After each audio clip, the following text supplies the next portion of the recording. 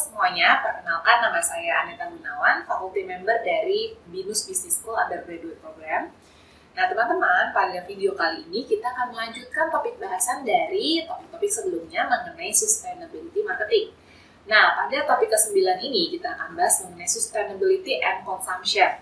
Yaitu pada akhir video ini teman-teman diharapkan dapat memahami bagaimana sih relevansi konsep sustainability atau keberlanjutan itu sendiri pada proses konsumsi yang dilalui oleh konsumen pada kategori-kategori produk atau jasa yang pertama, yaitu sustainable homes, sustainable food and drink, sustainable mobility, dan sustainable style. Jadi pada bahasan kali ini kita akan mengkaitkan mengenai konsep sustainability yang telah dibahas pada video-video sebelumnya pada kategori-kategori produk yang dikonsumsi oleh konsumen paling dominan seperti itu dalam populasi ini.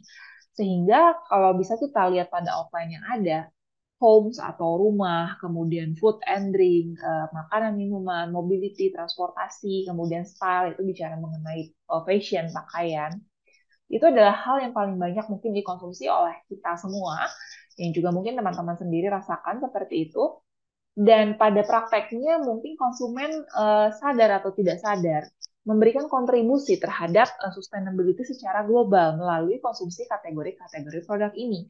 Nah, dan kita juga mau bahas nih bagaimana sih sustainability dalam kategori produk yang dikonsumsi oleh konsumen ini berimpact terhadap marketing yang ada seperti itu. Nah, kita masuk langsung ke yang pertama, yaitu mengenai sustainable homes. Nah, di mana sustainable homes ini bicara mengenai praktek konsumsi yang dilakukan oleh konsumen dalam hal rumah atau tempat tinggal atau bangunan. Nah, di sini kita bisa lihat bahwa ada the construction of the building, artinya bangunan yang dipakai, bahan bangunan, material yang dipakai untuk membangun rumah tersebut yang ditinggali oleh konsumen, kemudian heating, cooling, lighting ya, listrik, pencahayaan, mungkin AC, air conditioner, seperti itu ya.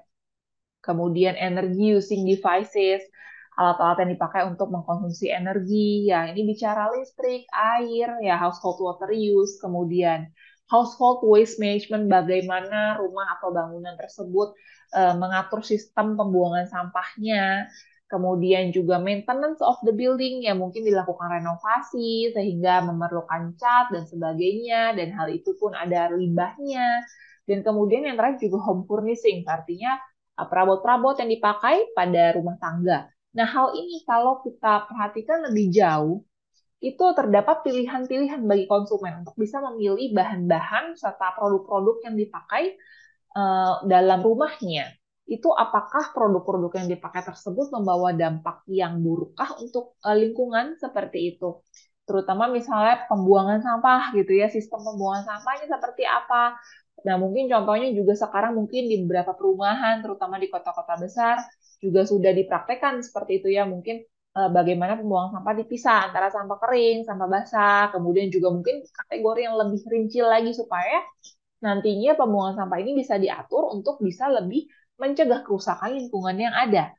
Dan kalau misalnya kita bicara juga water use, pemakaian air ya, mungkin kita juga sering lihat kampanye-kampanye untuk bisa menghemat air seperti itu ya.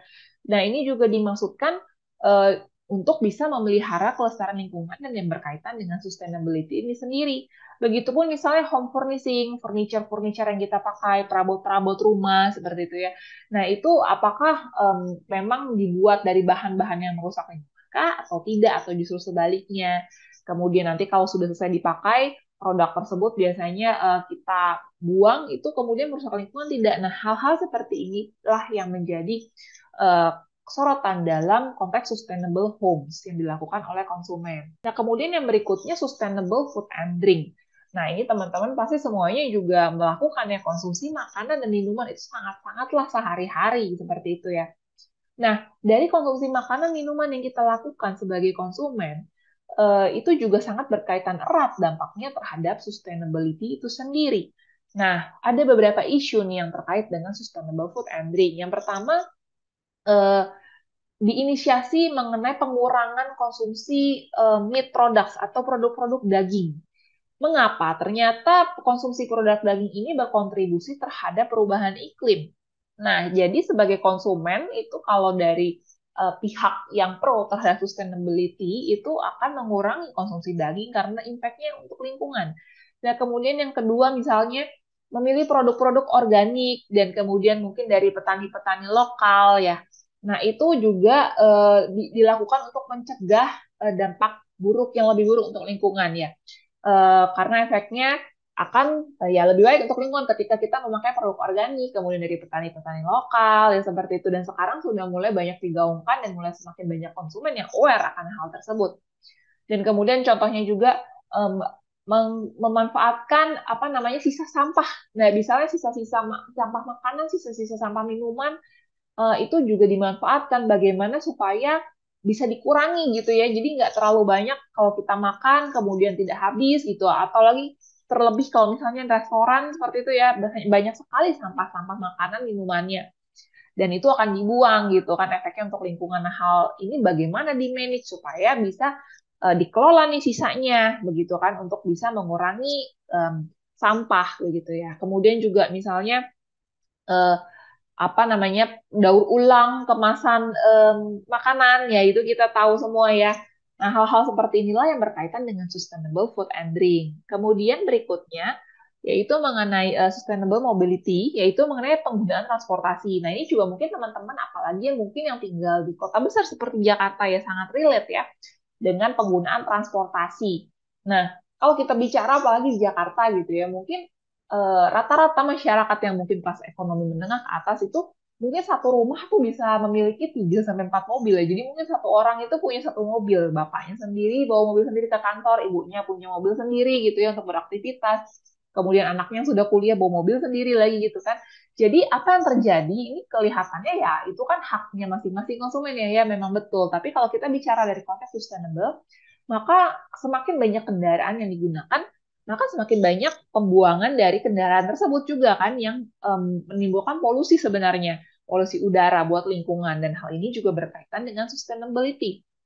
Nah, untuk itu untuk bisa mempromot sustainable dalam hal transportasi, maka juga disediakan mungkin opsi untuk jenis-jenis transportasi yang lain ya. Mungkin kalau sekarang pemerintah juga menggaungkan transportasi publik mulai diperbaiki ya dengan adanya Transjakarta, mungkin sekarang juga apa namanya kereta bawah tanah ya itu apa namanya mulai diperbaiki, mulai digaungkan, mulai dikampanyekan seperti itu tujuannya untuk mengurangi penggunaan kendaraan pribadi. Nah, ini berkaitan dengan yang kedua ini, shared journeys by car. Jadi kalau mungkin beberapa waktu yang lalu ya, tapi sekarang sudah tidak berlaku. Kalau beberapa waktu yang lalu, beberapa tahun lalu di Jakarta itu berlaku 3-in-1. Jadi kawasan-kawasan tertentu eh, apa mobil yang melewati itu harus minimal berpenumpang 3 orang. Jadi kalau yang penumpangnya kurang dari 3 orang tidak boleh lewat ya, karena tujuannya ini supaya ya semakin sedikit mobil yang lewat. Nah, kalau sekarang diganti sistemnya dengan ganjil genap mungkin ya.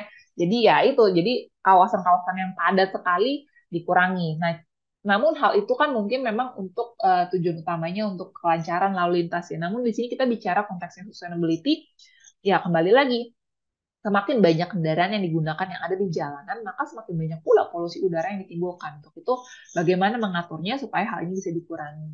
Dan juga bicara mengenai responsible tourism. Nah, ketika kita melakukan perjalanan wisata, traveling, ya, tourism, terutama kalau bisa kita bicara di Indonesia gitu ya, mungkin ketika berwisata kita dengan mudahnya membuang sampah gitu ya, apakah sampahnya kita buang di tempatnya, kemudian sampah yang kita buang itu kemasan plastik, banyak sekali plastik, nah plastik itu bisa didaur ulang kan, nah itu yang berkaitan juga dengan sustainability. Maka sekarang juga digaungkan yang namanya responsible tourism, yaitu bagaimana kegiatan pariwisata yang dilakukan itu bisa tetap menjaga kelestarian, keasrian lingkungan pariwisata yang ada, seperti itu. Nah, kemudian yang terakhir adalah sustainable style, di mana ini bicara mengenai produk-produk fashion pakaian. Dan setiap pakaian yang kita pakai ketika dicuci, nah itu maka hasil pencuciannya itu juga berimpact kepada lingkungan. Pun begitu juga sekarang ada muncul namanya konsep fast fashion, di mana banyak penjual-penjual pakaian itu dengan cepat meluncurkan produk-produk baru, ya tren-tren baru, sehingga konsumen dituntut untuk cepat beli lagi, sehingga banyak sekali barang, mungkin nanti juga banyak yang dibuang pakaiannya. Nah, nanti yang dibuang ini bagaimana impact-nya untuk lingkungan ya. Makanya juga sekarang yang pro dengan sustainability dikenal namanya memperkenalkan slow fashion ya, supaya satu pakaian itu bisa memang digunakan sesuai manfaatnya ya. Begitu. Nah, pada akhirnya konsumsi-konsumsi yang dilakukan oleh konsumen ini mengapa sih dibicarakan? Karena ini berkaitan erat dengan agenda sustainability marketing di masa depan, apalagi mungkin nanti di eranya teman-teman sekalian. Nah, di mana sustainability marketing semakin digaungkan, sehingga penting bagi marketer untuk bisa menyadari hal ini dan juga mendorong konsumen untuk bisa melakukan sustainable consumption, ya, supaya juga bisa mendukung sustainability marketing yang dilakukan oleh marketer. Nah, demikian dari saya, ya, mungkin nanti kita akan lanjutkan di video berikutnya dengan eh, bahasan yang lain dari sustainable marketing. Terima kasih dan sampai jumpa lagi, teman-teman.